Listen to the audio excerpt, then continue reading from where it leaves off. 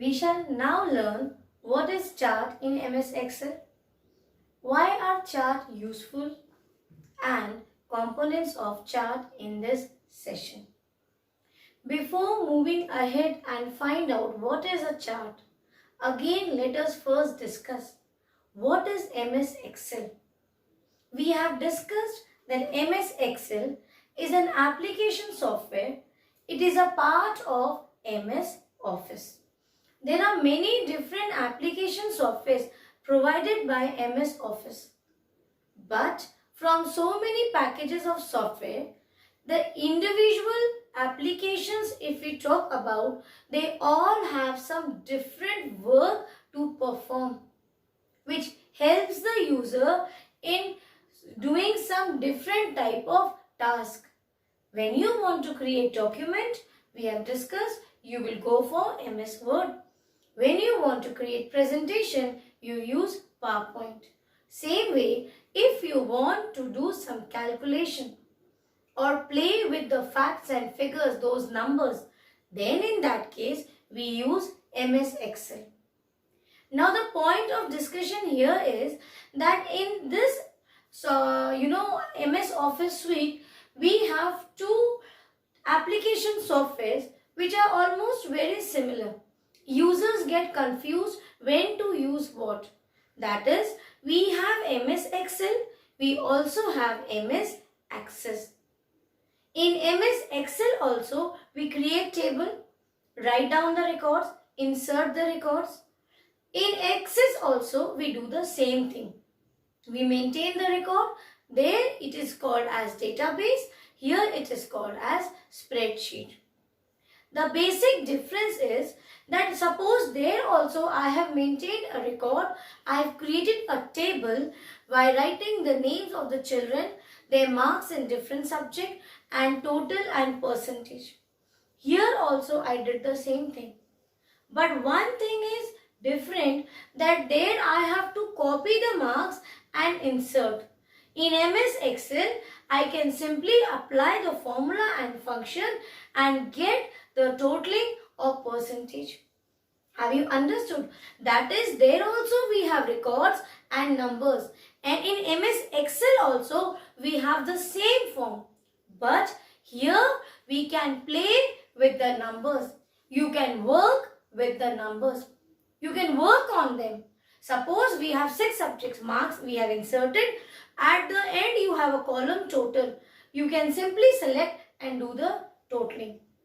Why I am discussing? Because learning any application software will not help you until and unless you realize the importance and use of these application software. This is not for the sake of syllabus that we have to understand. It is for us that it will help us in long run.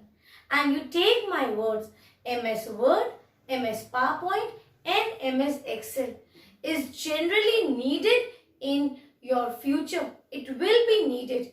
You need this software at some point in your life. Let us now understand charts in MS Excel. The purpose of explaining MS Excel's table was also because I have to explain you chart. In MS Excel, take for example, I have inserted a table. I have made a table. This is for suppose class 7D. Here I have written names of the students. Here there are so many columns which I am putting it like that. These are the columns for different marks scored by the child in different exams. Maybe copy assessment mark, maybe project assessment, maybe your unit test, your assessments like formal assessments, maybe your periodic assessment, so maybe your term 1. So for so many columns I have just left it vacant. Here and at the last column I have written percentage. Now here let me insert the values, names of the students. Suppose here it is Arshi. Then here we have Bhanvi, we have Chitra. Same way we will do it for others. Suppose here we have Sita, we have Tina, and the different marks are in these columns, and the percentage, finally I have calculated the percentage, and maybe Ashi has scored 70%, Bhavni has scored 80%, Chitra has scored 60%, Sita has scored 35%, Tina has scored 50%. Now children, again when we talk about your spreadsheet and looking at the table, first is we create the table, we edit the table. This I will explain you the first time when you will put the headings and insert the records. That will be creating a table. Now after creating, you feel like making it look more beautiful. You want to put the heading or you want to do some changes. Suppose the percentage of suppose the percentage for Bhanvi it's not 80, it is 70. And suppose for Chitra it is not 60, it is 90. So now after creating I have edited. One more term is there which is called as reading the table. Now you must be sure, I'm reading the table. Yes, it is reading the table. Now after editing, when the output is there on the screen, and you just tell somebody, see these are the, or you can say the report. What do you do to the reports? You see the report and you analyze. That is called as reading the table. Now you want to study what you have inserted. From this I will read that yes, Ashi has got so many marks. Those marks also I will see, and at the end of the session, academic session, she has bagged 70%. So this is called as reading the table. But don't you feel that reading the table is difficult? Here because we simply have inserted 5 children's mark. Correct? Here we have only 5 children. So reading these few values is not difficult. But think of the teacher. Suppose somebody asks, ma'am, tell me who got lowest mark in maths or lowest percentage in this class. So from the record of 60 students, she has to every time compare. Like here it is 35. She'll go down. Somewhere she will see 36. Again she'll go down. She may see somewhere 31. Again she'll go down. That is scrolling. She will scroll and scroll up the page and move. And at the bottom she may see somewhere again 36. Now it's a confusion in her mind because she has to every time compare it. It was first 35, then 36, then 31. Now she's comparing with 31, she got 36. Again maybe she will get 29. So it becomes difficult to analyze from the table. It is easy to do the calculations on this. You have so many fields, you have these headings, they were marks. It was easy to do the totaling to find the percentage because we know we can do it directly by using function or formula. This can be avoided. That means, am I trying to tell you that we can avoid to read the table? No, we will still read, but this time we will read it in different format, in different manner. Let me explain you.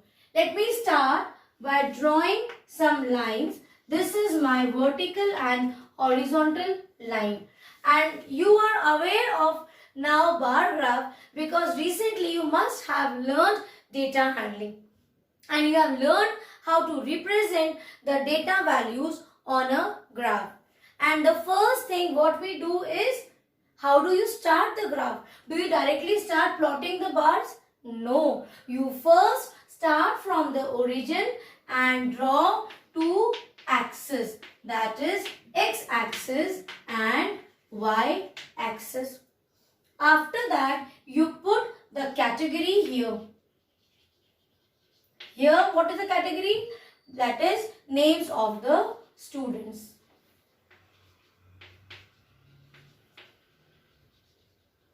I will just write names.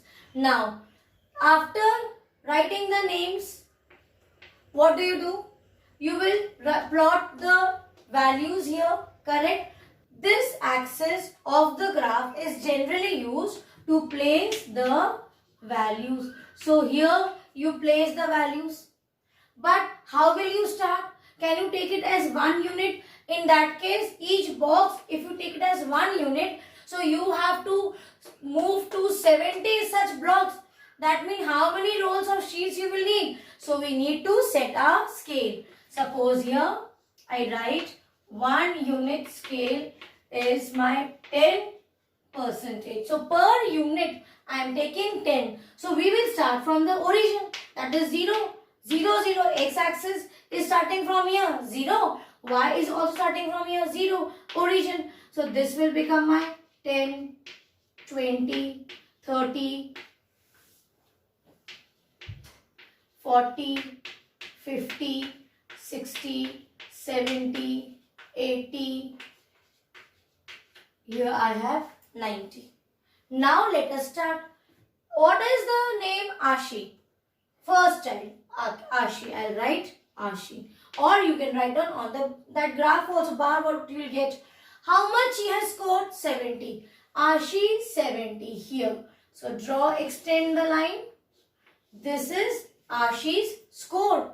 Here also it is a score in figure. But how I have represented now? I have represented using a rectangular box which is called as bar. These are the bars. Okay, series, data series. So see, this is 70 there. So sounding so funny and interesting. 70% I can represent as 70 in figure. But I can also represent the same thing using some graphical objects. Graphical object means line, circle, square, rectangle. All these graphical objects. So I am converting the numbers to graphical representation. Now talk about Bhanvi. How much she has got? 70 again. So it will be of same length. What about Chitra? 90.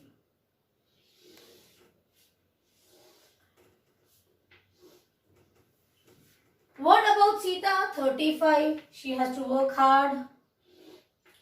This is Sita.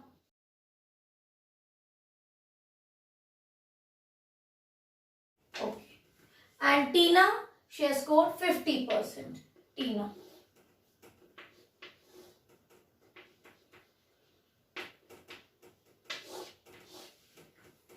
Now tell me, which way is easy to analyze the data? This way becomes very easy. Yes. This way, if we read the data, now it becomes easy. This is what is called as graphical representation of the table. And this is charts in MS Excel. Like you call it graphs in your mathematics, we call it as chart in MS Excel. Now see here. If now you read the table, you will clearly get the information. Easily you will get the information. It is more effective way to understand. Correct? So this is the reason why we create or represent the data values to chart forms. This is the only advantage, that reading the data values through a table on your spreadsheet is difficult. But the same thing, if you convert it, represent it in some graphical representation, it becomes more easy for the user to understand. It is easy for the user to analyze. Analyze means, now if I see to this graph and I want to know who has scored highest marks or highest percentage in the class, you have to only see these data series, these bars. The tallest will explain you that this person, who is she? Chitra. Chitra has scored highest percentage and the lowest percentage is of Sita. Yes or no? So this analyzing of the data value becomes very easy through charts.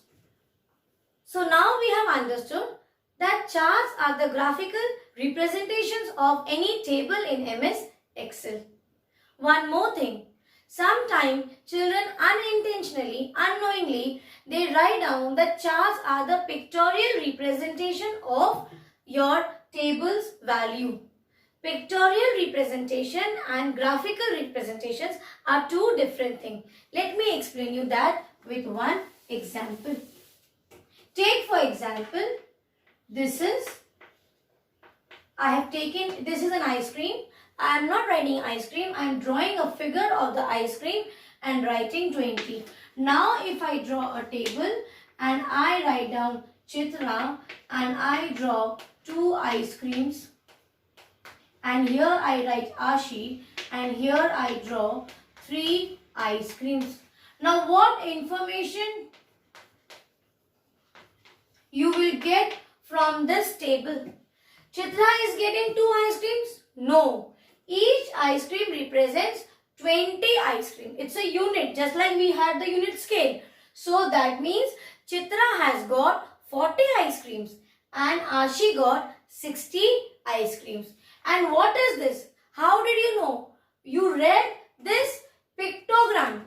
This is the pictograph representation. Yes or no? This is your pictorial representation. So you understood that Chitra got 40 ice creams or Ashi got 60 by looking at these pictures. And you understood each picture means 20 ice creams. Number of ice cream for each picture is 20. So this is the pictorial representation. Here we are not taking any pictures like this. We use the graphical objects.